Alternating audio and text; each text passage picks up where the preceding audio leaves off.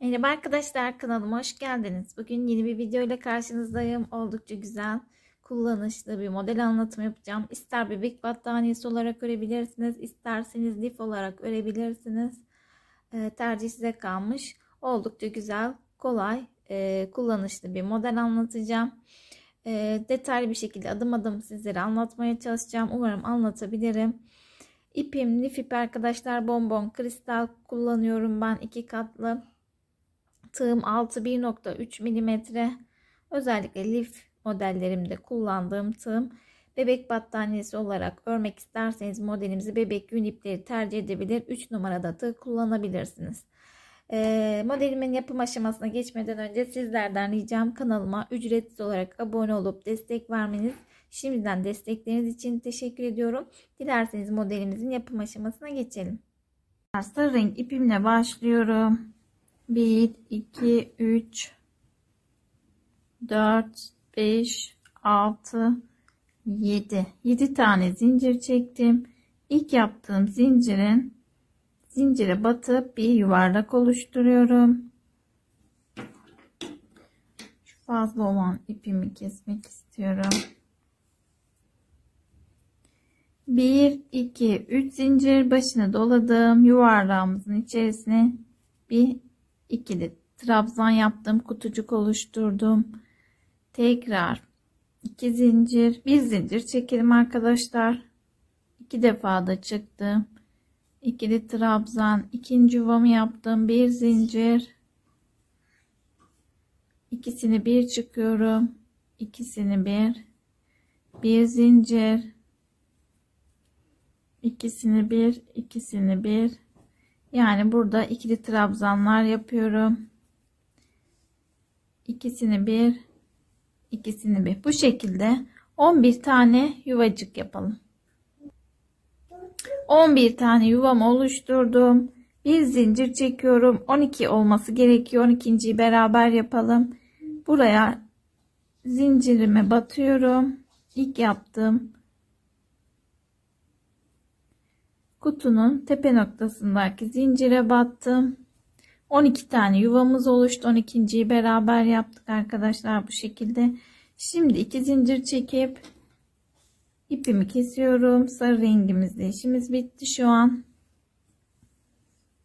Şimdi beyaz renk ipimi alacağım arkadaşlar.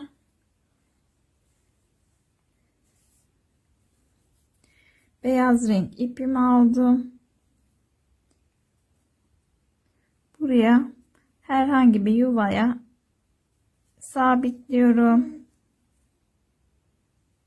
1, 2, 3 tane zincir çektim. Başını doladım. Bu yuvanın içerisine 2 defa da çıktım. Trabzan yapıyorum. Zincirle 2 oldu. 3 oldu. 4 oldu. Biraz trabzanların boyunu uzun yapalım. 5, 6. 6 tane ikili trabzan yaptım. İlmeğimi çıkardım. Tığımı çıkardım ilmekten. Burada ilk yaptığım trabzanın tepe noktasına battım. Buradaki ilmeğimi içerisinden geçirdim. Bir tane popcorn çiçeğimiz oldu. 1, 2 zincir çekiyorum. Başını doladım. Hemen bir sonraki yuvaya geçiyorum. Yine ikili trabzan yapıyorum. 6 tane ikili trabzan yapacağım. İkisini bir. 4 oldu. 5, 6. Yine çıkarıyorum tığımı. Burada ilk yaptığım trabzanın tepe noktasına batıyorum. Bu ilmeği de buradan geçirdim. 1, 2 zincir çektim. Tekrar başını doladım. Bir sonraki yuvaya geçiyorum. Yine aynı şekilde 6 adet ikili trabzan yapıyorum.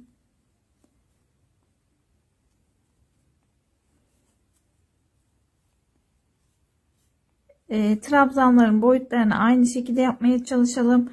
Bu çiçeklerimizin biri büyük biri küçük olmasın arkadaşlar. Aynı hizada yapmaya çalışalım. 6 tane ikili trabzanımı yaptım.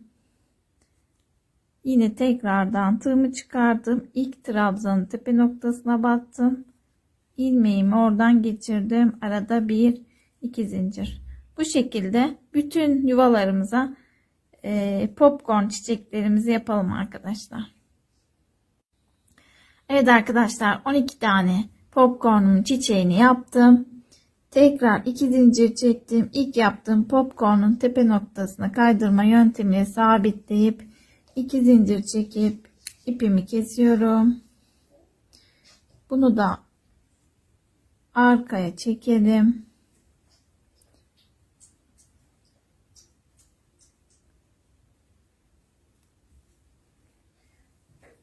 Fazla olan kısımlarını da keselim. Bu şekilde popcorn çiçeğimizi yaptık. Şimdi yeşil renk ipimi alacağım. Evet arkadaşlar, yeşil renk ipimi aldım.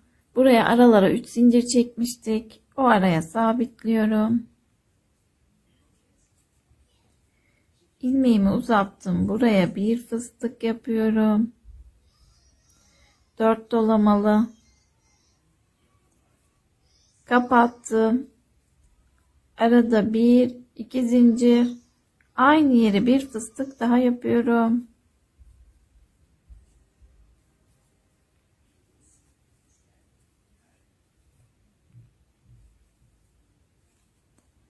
Kapattım. Arada bir iki zincir, bir sonraki zincir arasına geçiyorum. Buraya da bir fıstık yapıyorum.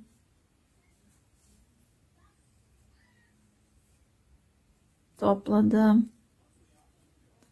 Arada bir iki zincir, bir sonraki araya geçiyorum.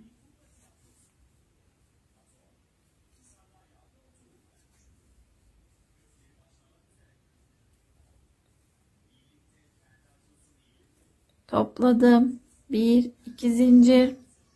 Başta 2 fıstık yapmıştık. Arada birer tane tekli. Şimdi 2 tekliden sonra bir çift yapıyorum arkadaşlar. Bu araya çift fıstık yapacağız. Bir fıstık yaptım. Kapattım. Arada bir iki zincir. Aynı yere bir fıstık daha yapıyorum.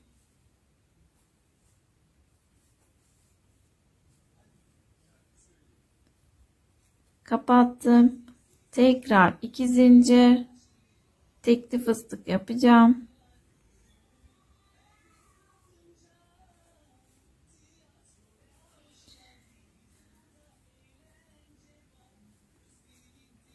İki zincir. Tekrar bir tane daha tekli yapıyorum.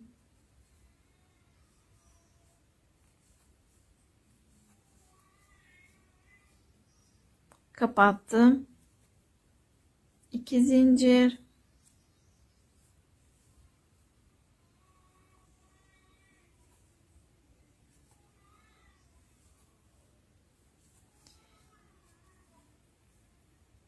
Tek 2 zincir, bir sonraki aramıza da 2 yapacağız arkadaşlar. Birazcık toplanma oluyor. Biraz elinizle gerdirirseniz düzelir.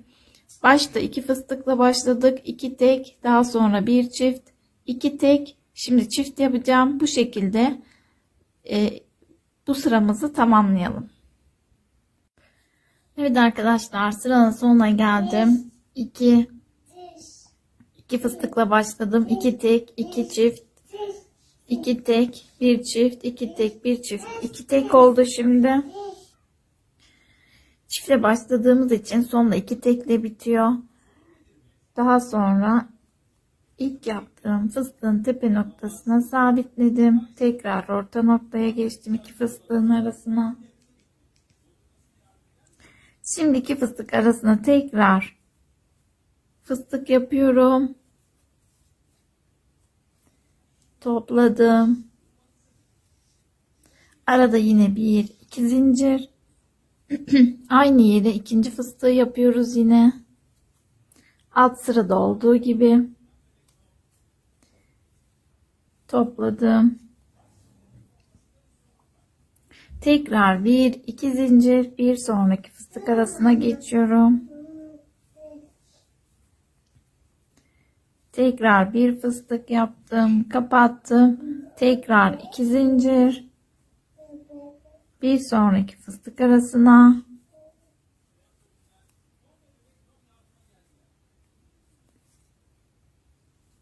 Topladım. Arada yine 2 zincir. Bir sonraki fıstık arasına, tekli fıstıkların arasına tekli fıstık yaptım. İlk yine çiftli fıstığın üzerine bu çiftli fıstıklarımız köşelerimiz oluyor arkadaşlar. Bir altta 1-2 tekliydi. Şimdi 1-2-3 tane tekli fıstığım oldu. Başını doluyorum. 2 fıstık arasına geldim. 2 fıstık arasına da 2 fıstık yapıyoruz. Tekli fıstıkların arasına tekli, ikili fıstıkların üzerine de ikili fıstık yaparak devam ediyoruz. Sadece bir fıstık arttırmış olduk.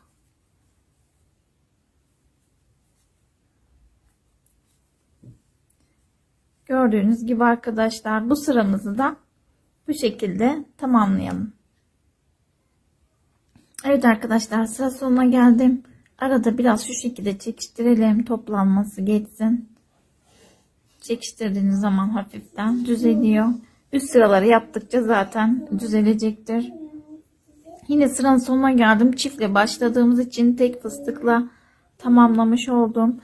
Tekrar 2 zincir çekiyorum. İlk başladığımız fıstığın tepe noktasına kaydırma yöntemiyle sabitledim. 2 zincir çektim. İpimi kesiyorum. Yeşil renk ipimle işim bitti. Bu şekilde oldu arkadaşlar. Dediğim gibi bu çift fıstıklı olan yerler köşelerimiz olacak. Bu modelimizin aynısından 3 tane daha hazırlayalım arkadaşlar. 4 adet olacak. Şu şekilde göstereyim ben. Daha öncesinde hazırlamıştım. Bu şekilde 4 adet yapalım. Şimdi diğer bir üst sırayı göstereceğim ben size. Siz hazırlığınızı yapın. Bu şekilde 4 tane. Öremezseniz videoyu geri alıp bakarak tekrar aynısına örebilirsiniz. Şimdi beyaz renk ipimi alıyorum. Beyaz renk ipimi aldım. Hemen şuraya tekli fıstık arasına sabitliyorum. Burada ikili fıstığım var. Buraya bir fıstık yapıyorum. Yine 4 dolamalı. Kapattım. Üzerine tekrar bir fıstık. Kapatmıyorum. Bir sonraki fıstık arasına bir fıstık. Bu şekilde ikisini birlikte topladım. Bir zincir. Kutu tekniği yapıyoruz arkadaşlar. Tekrar bir fıstık yapıyorum. Kapatmıyorum. Çiftle fıstık arasına geldim. Buraya bir fıstık yapıyorum. İkisini beraber topladım.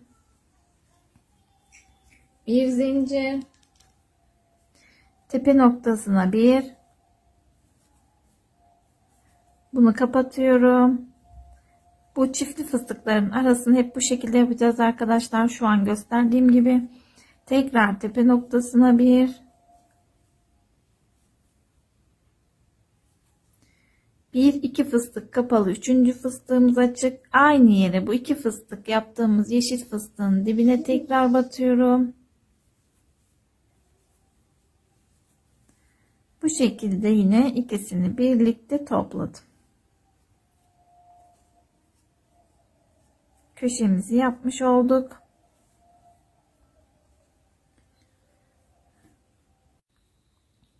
Daha sonra yine bir fıstık yapıyorum.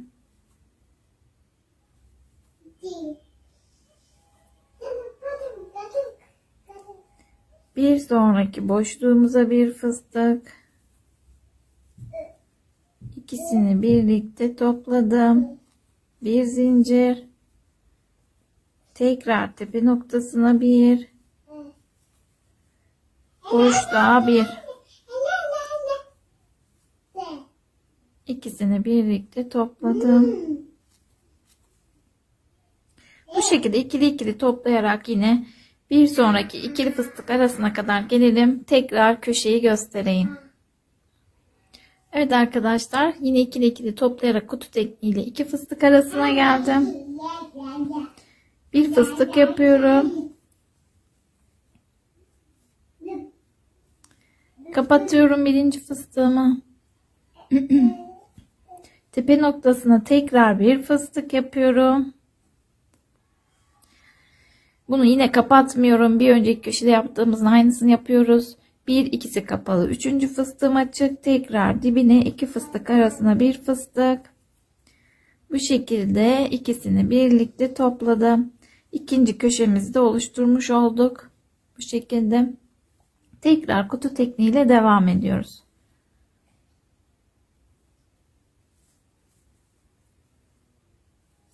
Tekrar bir fıstık. Kapatmıyorum. Bir sonraki fıstık arasına bir fıstık. Bir zincir. Evet arkadaşlar, bu sıramızı da ilk başladığımız noktaya kadar köşeleri bu şekilde yaptığımız gibi o iki fıstık arasına, aralarda da kutu tekniğiyle ikili toplayarak bu sıramızda sıranın başına kadar bu şekilde tamamlayalım. Evet arkadaşlar, sıranın sonuna geldim bu şekilde. Şimdi sıranın sonunu birleştirmeyi beraber yapalım. Şuraya bir sıra fazla gitmişim. Bu arada bir tane boşluğumuz kaldı. Burası da başladığımız nokta. Şimdi buraya bir fıstık yapıyorum. Kapatmıyorum. Bu boşluğumuza bir fıstık. Daha sonra ilk başladığım fıstığın, bu şekilde göstereyim, köşe noktasına bir fıstık yapıyorum. Bu şekilde üçünü birlikte toplayıp kapatıyorum. Bu şekilde tamamlamış oldum. Beyazın birinci kısmını. Şimdi devam ediyorum. Tekrar bir fıstık yapıyorum. Bir zincir. Tekrar tepe noktasına bir. Yine kutu tekniğiyle devam ediyorum. Bir sonraki fıstık arasına bir. Bu şekilde ikisini birlikte topladım. Bir zincir. Tekrar tepe noktasına bir. Bir sonraki fıstık arasına bir. İkisini birlikte topladım. Kutu tekniği de bu fıstığımıza kadar gelelim arkadaşlar, bu şekilde ikili toplayarak. Evet arkadaşlar, burası tam köşe noktam. Sonuncu kutu tekniğinde yapmış oldum. Tam köşedeyiz yine. Buraya bir fıstık yapıyorum. Kapattım. Üzerine bir fıstık daha yapıyorum. Yine köşeleri bu şekilde şu an yaptığımız gibi yapacağız. Yine bir iki fıstık kapalı. Üçüncü fıstığım açık. Şuraya dibine tekrar bir ikinci fıstığın dibine tekrar bir fıstık yapıyorum. İkisini birlikte topladım. Arttırma yapmış olduk arkadaşlar köşede. Köşelerimiz belli zaten. İkili fıstık sırası arkadaşlar, gördüğünüz gibi aynısını yaptık. Şimdi tekrar ikili toplayarak, ikili fıstıklar toplayarak devam edeceğim. Bütün köşelerimizi bu şekilde yapacağız. Bir sonraki fıstık arasına bir fıstık. İkisini birlikte topladım. Bir zincir, tepe noktasına bir sonraki fıstık arasına bir.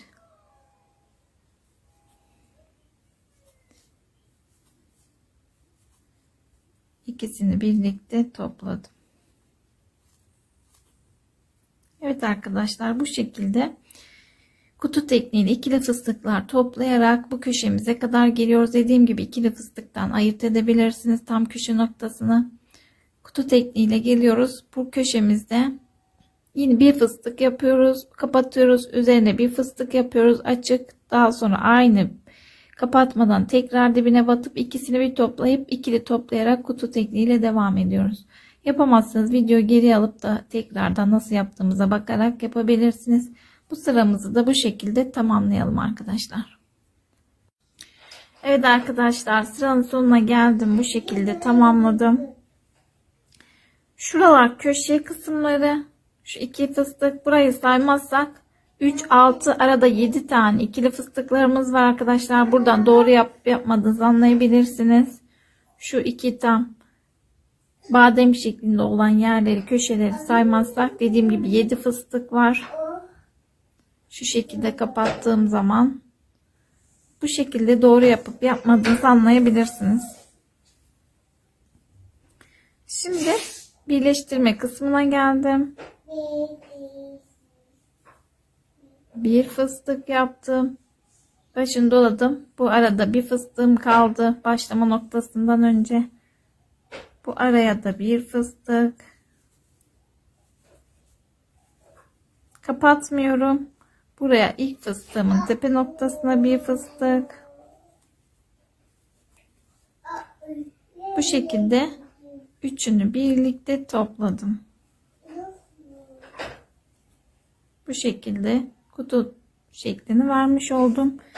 2 zincir ipimi kesiyorum. Birinci motifimi tamamlamış oldum arkadaşlar bu şekilde. Şimdi ikinci motifimi de aynı şekilde yapacağım. Sadece aynı şekilde yapalım. Sadece bir tarafının ikinci katını yapmayalım. Birleştirme yapacağız arkadaşlar. O şekilde dediğim gibi tamamlayalım. Tek tarafı kalsın. Birleştirmeyi tekrar göstereceğim. Evet arkadaşlar, bir motifimizi tamamlamıştık bu şekilde. Bu ikinci motifim. Yine buradan orta kısımdan başladım. Bir kenarını yaptım. İkinci kenarını yaptım. Üçüncü kenarında ekleme yapacağım. Tam köşe noktamız, bir fıstık yaptım. Hemen bunu şu şekilde diğer motifimin tam köşe kısmına tığımı geçiriyorum. Gördüğünüz gibi ikili fıstık olan yer tam köşemiz. İlmeğimi de oradan geçirdim. Tekrar diğer fıstığın arasına batıp sık iğne ile geçiş yaptım. Şimdi buraya bir fıstık yapıyorum.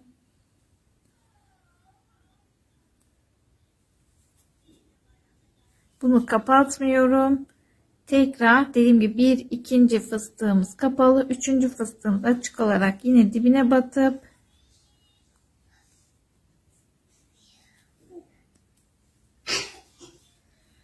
ikisini birlikte topladım. Bir zincir, tekrar ilmeğimi çıkardım. Hemen bir alt sıradaki tamamlanmış motifimi battım. İlmeğimi tekrar oradan geçirdim.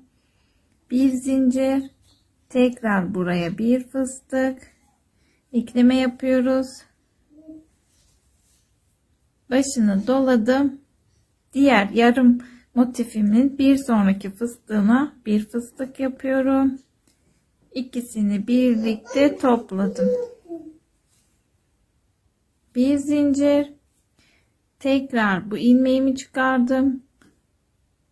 Diğer motifimden bir alt fıstığından tekrar ilmeğimi aldım. Bu aradan geçirdim. Bu şekilde tekrar bir fıstık yapıyorum. Bir sonraki Fıstık arasına geçtim. Bir fıstık. İkisini birlikte topladım. Bir zincir. Tekrar ilmeğimi çıkardım. Tamamlanmış motifimin bir sonraki fıstık arasına battım. İlmeğimi geçirdim. Bu şekilde tekrar buraya bir fıstık.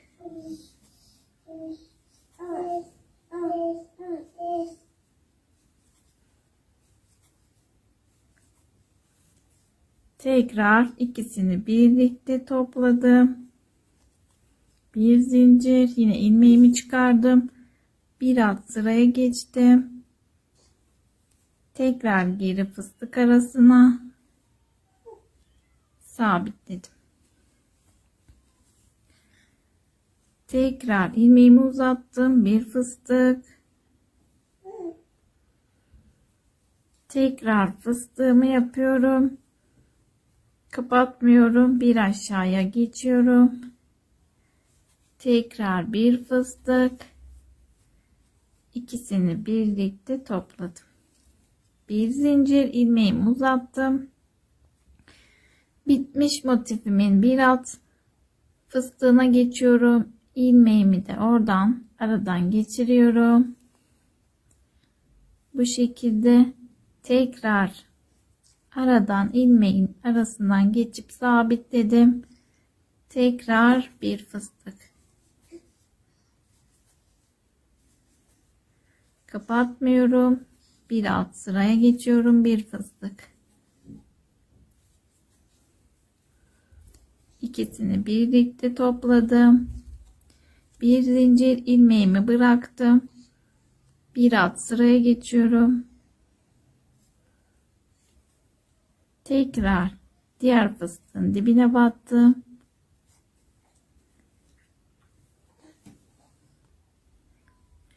Tekrar dibine bir fıstık. Kapatmıyorum. Bir aşağıya bir fıstık. İkisini birlikte topladım. Bir zincir. Tekrar ilmeğimi çıkardım. Bir alt sıraya geçtim. Anlamışsınızdır belki ama daha iyi öğrenmeniz açısından iyice kavramanızı istiyorum arkadaşlar. Ördüğünüz zaman sorun çıkmasın. Yapabilin. Tekrar bir fıstık. Başını doladım. Bir sonraki araya geçiyorum. Tam yine köşeye geldik. İkisini birlikte topladım. Evet arkadaşlar, tam köşe noktamıza gelen yeri de ekledim. Şu şekilde göstereyim. 1, 2, 3, 4, 5, 6, 7, 8 tane fıstık ekledik. Buradan tam köşe noktasındayım. Bu modelimizde de köşe noktası burada. Şimdi bir fıstık yapıyorum. Kapattım. Eklememiz bitti. Bir zincir. Tepe noktasına bir.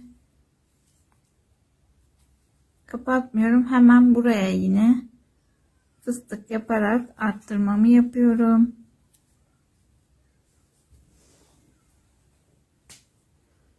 İkisini birlikte topladım. Şu şekilde oldu. Gördüğünüz gibi arttırma olan yerler köşelerimiz. Şu şekilde. Şimdi yarım kalan yeri tamamlayacağım. Kutu tekniğiyle devam ediyorum. Eklememizi burada tamamlamış olduk. Bir sonraki fıstık arasına. İkisini birlikte topladım. Bu şekilde arkadaşlar, kutu tekniğiyle yine neyse bitmiş zaten, ben tamamlayayım.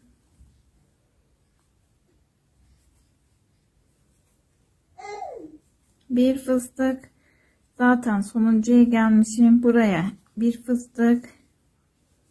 2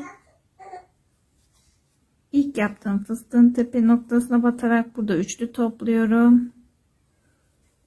Kapattım. 1-2 zincir ipimi kesiyorum. Kare olacak şekilde yapacağız arkadaşlar modelimizi. İkisini ekledik. Bir modelimizde bu tarafa ekleyeceğiz. Tek tarafını yine diğer dördüncü motifimizin eklemesinde tekrar göstereceğim. Yine bu motifin aynısından bir tane daha yapıyoruz. Onu da bu eklediğimiz gibi bu alt tarafa ekliyoruz.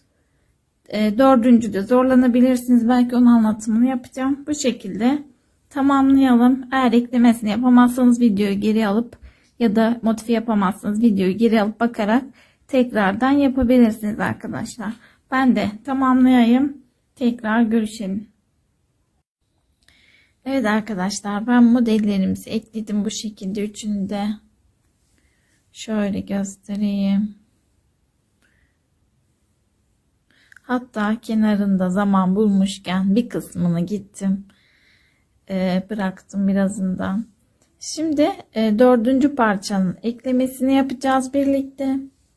Onu da şu şekilde yaptım. Motifimin birinin orta kısmından başladım. Bir kenarını yaptım. İki kenar ekleme yapacağız burada bu şekilde. Şimdi bu motifimin köşe kısmını tutturuyorum şöyle tığımı. Burada da tam köşe noktasındayız. İlmeği geçiriyorum içinden.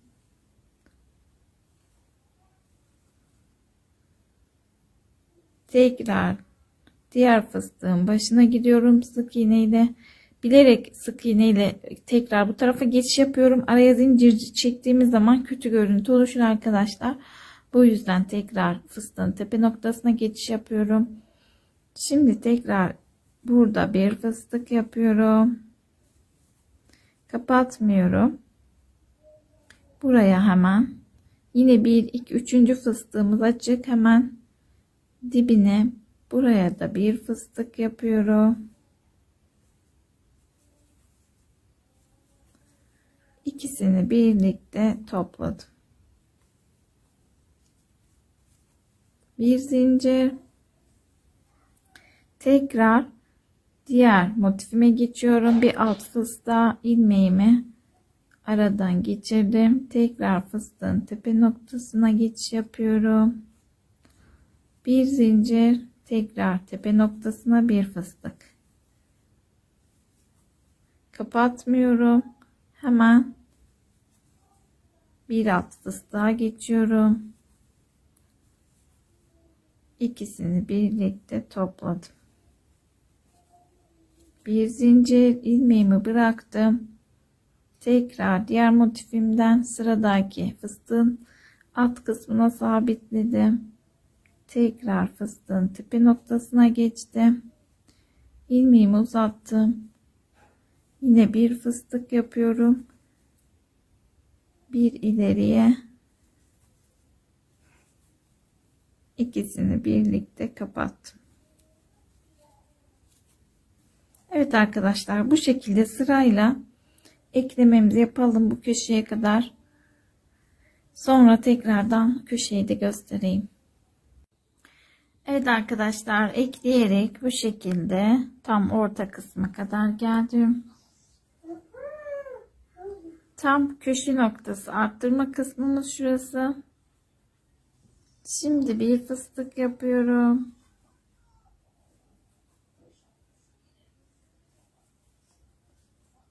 Kapattım. Bir zincir. İlmeğimi tam şu orta kısma ekliyorum.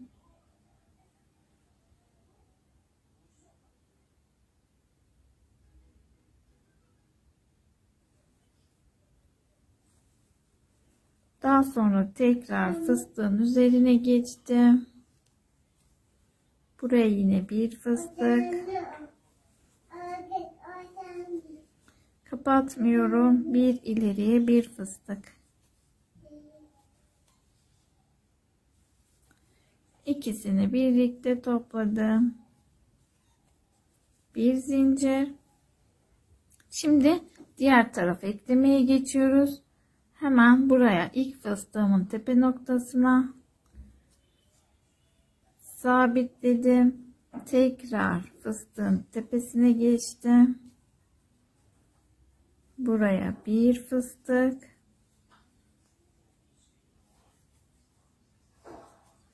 Kapatmıyorum. Bir ileriye bir fıstık.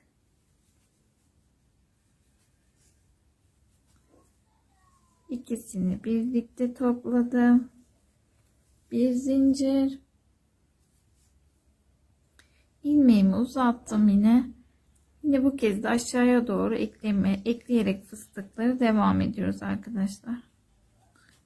Tekrar bir fıstık. Bir aşağıdaki fıstığın arasına bir fıstık. İkisini birlikte topladım. Bir zincir. İlmeğimi bırakıyorum. Bir sonraki fıstığa geçiyorum. Evet arkadaşlar, bu şekilde bu köşeye kadar gelelim ekleyerek, daha sonra yine tekrar göstereyim. Evet arkadaşlar, sona geldim sayılır. Bu şekilde sonlara doğru beraber yapalım. Eklememi yaptım. Şimdi buraya bir fıstık yapıyorum yine. Kapatmıyorum. Burası tam yine orta kısmı arkadaşlar, köşesi yani, gördüğünüz gibi. Buraya bir fıstık yapıyorum. İkisini birlikte topladım. Bir zincir. Burası da diğer motifimizin köşe kısmı. Oraya değil, bir sonraki bu araya, yani fıstık arasına köşeden bir önceki buraya sabitliyorum. Tekrar sık iğne ile sabitledim. Bu şekilde tekrar bir fıstık yapıyorum. Köşe noktasına geldiğim için kapattım. Arttırma yapacağım yine. Şimdi buradan da tam bu köşe kısmı tepe noktasına iki fıstığın arasına batıp sabitledim. Tekrar sık iğne ile diğer fıstığa geçtim. İlmeğimi uzattım. Eklememiz bitti. Fıstığı yaptım. Arttırma yapmış oluyoruz. Hem ekledik hem arttırma yapmış oluyorum. Buraya bir fıstık yaptım. Yine ikisini birlikte topladım. Eklememizi tamamlamış olduk şu şekilde arkadaşlar.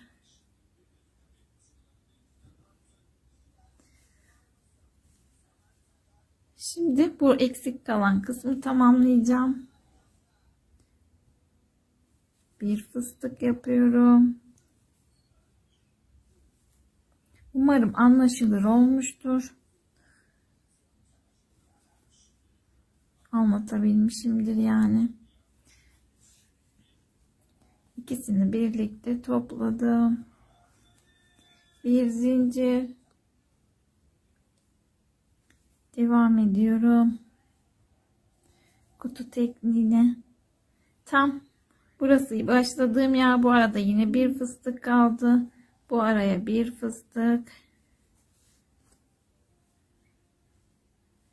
Kapatmıyorum. İlk başladığım fıstığın tepe noktasına bir fıstık. Yine üçünü birlikte topluyorum.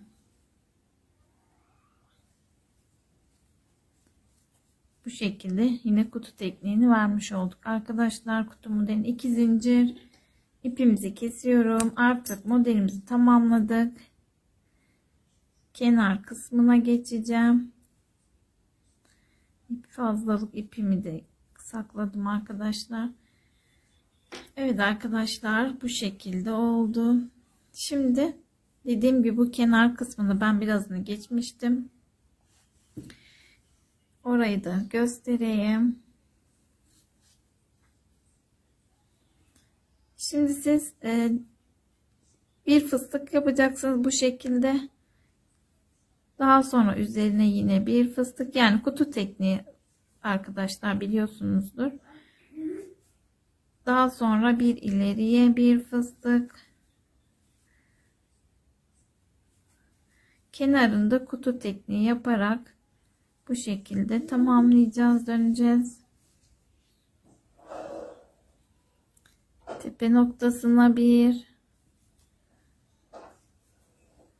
ileriye bir,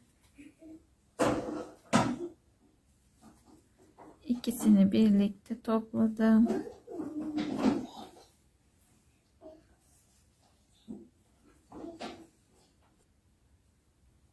Köşe noktamıza geldik arkadaşlar. Köşeyi nasıl yapacağız? Bütün köşelerimizi şimdiki gösterdiğim şekilde yapacağız. Bir fıstık, tam köşe noktasına da bir fıstık. İkisini birlikte topladım. Yine burada köşelerde arttırma yapıyoruz. Bir fıstık yapıyorum. Kapattım. Bir zincir. Tekrar tepe noktasına bir fıstık.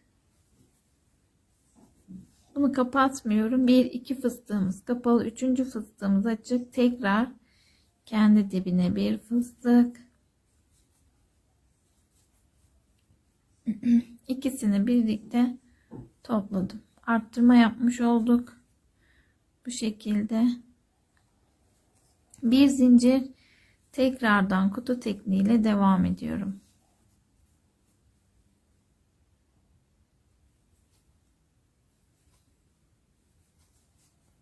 İkisini birlikte topladım.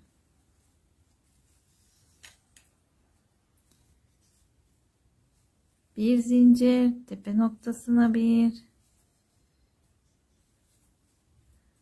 kapatmıyorum. Bir ileriye bir fıstık.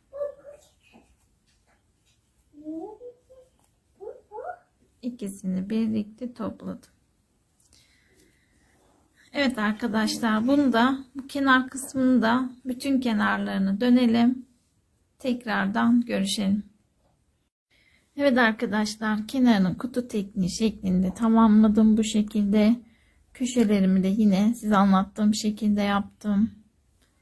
Bu şekilde tamamladım.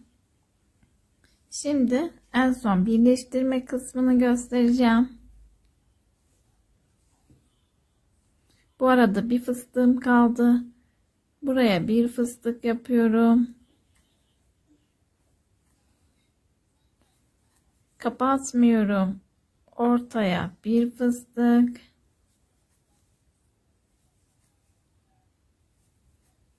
Kapatmıyorum. İlk yaptığım fıstığın hemen ara noktasına da bir fıstık yapıyorum. Bu şekilde üçünü birlikte topladım.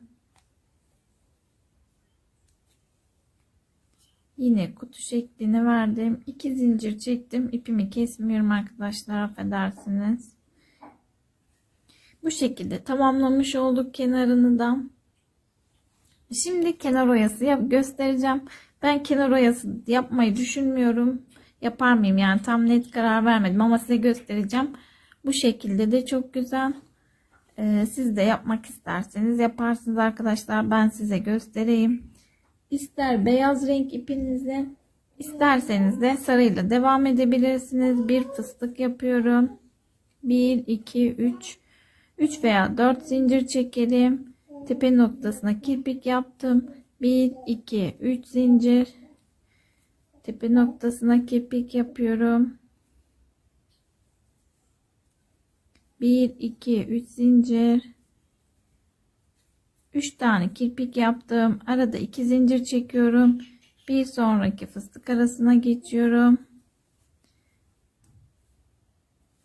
Tekrar topladım. 1 2 3 zincir. Kirpik yapıyoruz. 3 tane 3 zincir çekiyorum. Tekrar battım. 1 2 3. Arada 1 2 zincir. Bir sonraki araya geçiyorum. 3 dolamalı bir fıstık yaptım. Kapattım. 1 2 3 zincir. 1 2 3 zincir.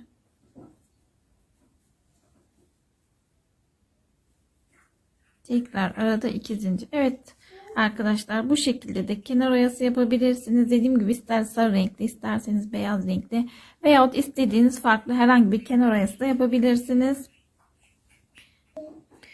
Evet arkadaşlar, isterseniz de bu ortasına da bir tane popcorn çiçeği yapıp dikebilirsiniz veyahut da bu şekilde de bırakabilirsiniz. Tercih size kalmış. Modelimizi tamamladık arkadaşlar. Bu şekilde oldukça güzel oldu. Kullanışlı. Çeyizlik için de uygun bir model. Şu şekilde göstereyim. İsterseniz bebek battaniyesi olarak da yapabilirsiniz. Bebek yünüyle. O şekilde de çok güzel durur. Bir videomuzun daha sonuna geldik. Beni izlediğiniz ve dinlediğiniz için çok teşekkür ederim. Örecek olan arkadaşlarıma kolaylıklar diliyorum. Video sonunda kanalıma abone olmayı ve videolarıma beğeni yapmayı unutmayalım lütfen. Bir sonraki model anlatımımda tekrar görüşmek üzere.